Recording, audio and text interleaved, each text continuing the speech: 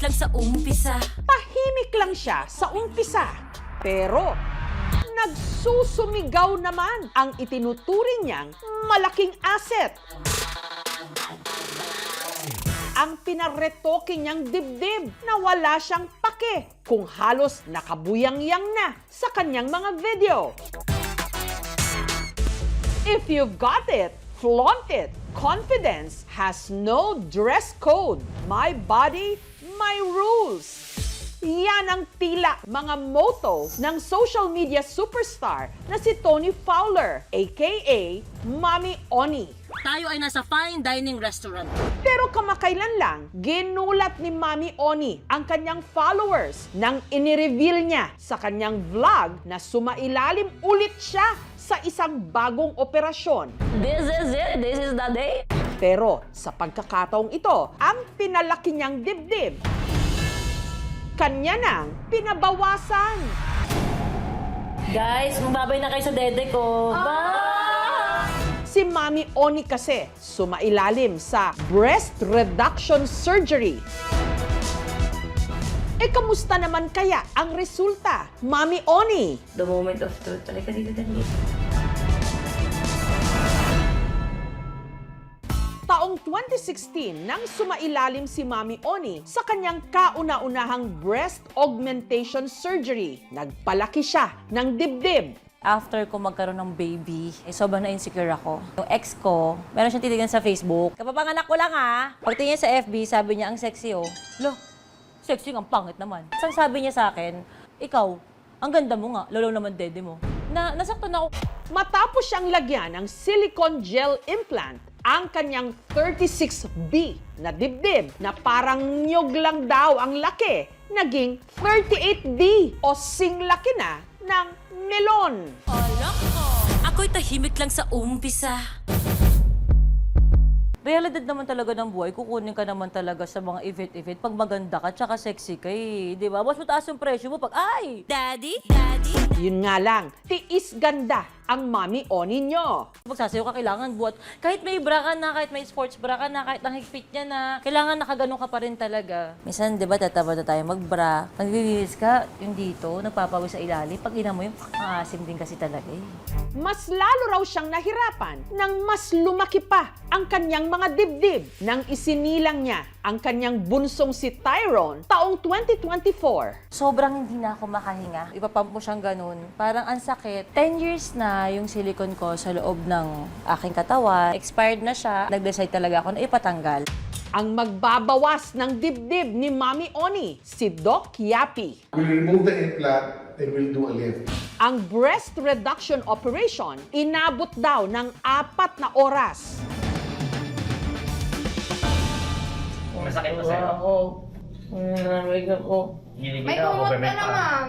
Nagbigay na rin kami ng pain reliever, sir. Normally, it's an inverted T or anchor lift ang tinatawag natin dyan. Ang hiwa ho natin, it will be around the areola, going down the midline ng dibdib at underneath sa fold natin. So mag-range tayo dyan siguro mga 200 all the way to mga 350,000.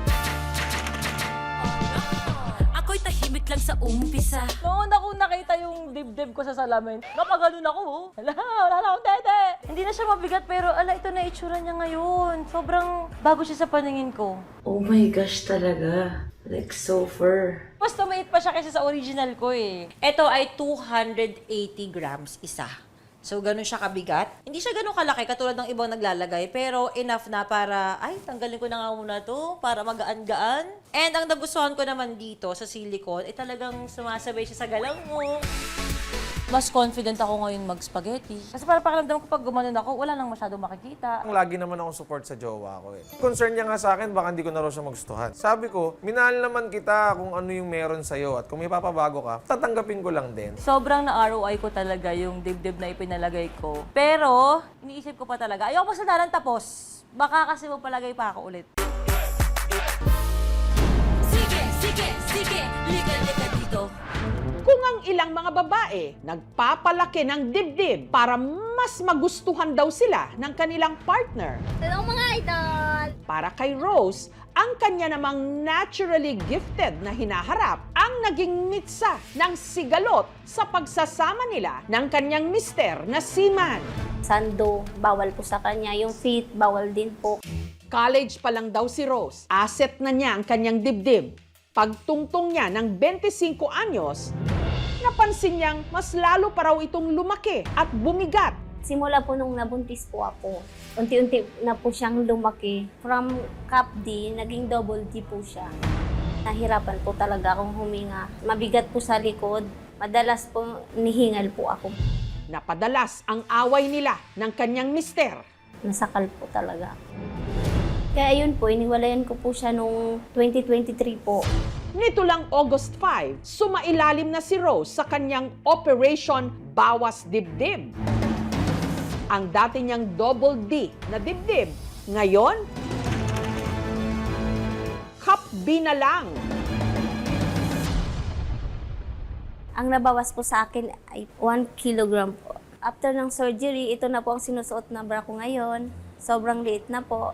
Humingi po ako ng tulong sa malasakit para ma-free po yung surgery ko sa breast reduction ko po. Ang nagastos ko lang po, nasa 10K lang po, sa gamot lang po. Napaka-comfortable na po. Matagal ko na po itong pangarap, yung mabawasan po yung bigat. Kasi masakit po sa likod. Yeah, thankful po sa doktor. Si Eunice naman, dahil sa kanyang asset, madalas daw mabastos. Nung high school, syempre nakapang-PE. May nag-video sa akin na isang classmate na binidyo niya yung pag-alog ng breast mo. Sobrang nakaka-traumatize yung ganong nangyari. Nagkaroon ako ng LDR, tapos parang hindi naman love yung pakay niya. Dun sa body lang siya nakatingin. Sabi niya, pwede ko bang makita? Sabi ko, ay, hindi. So ayun, naghiwalay din naman kami eventually. Ang malaking dibdib ni Eunice dahil daw sa kanyang PCOS o Polycystic Ovary Syndrome. Sa sobrang bigat niya, napupush down yung body ko. Tapos, pati yung shoulder ko, nagkakaroon na ng problem kasi yung strap ng bra, napupull down niya kasi sobrang bigat ng breast part. Ang problem ko din yung botones. Minsan bumubuka siya or minsan may times na biglang natanggal na pala yung botones. Last year, naisip ko na talaga magpabawas kasi para matapos na din yung paghihirap ko sa pagpasa ng mundo. Hanggang sumailalim siya sa breast reduction surgery. Almost 6 kilograms po yung natanggal niya sa breast ko. Yung nagastos ko po, approximately nasa 200,000.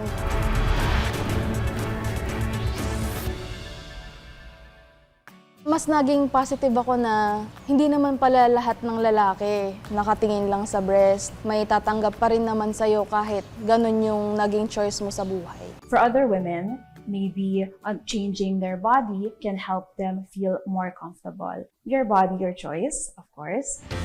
Tayong mga kababaihan, marami ng problemang dinidibdib. Huwag na sanang dagdagan ito ng pambabastos o panghuhusga dahil lamang sa ating hinaharap. Ano man ang laki, hugis o anyo, katawan natin ito at ang pagpapasya tungkol dito, atin lang. Pero ang paggalang, obligasyon ng lahat.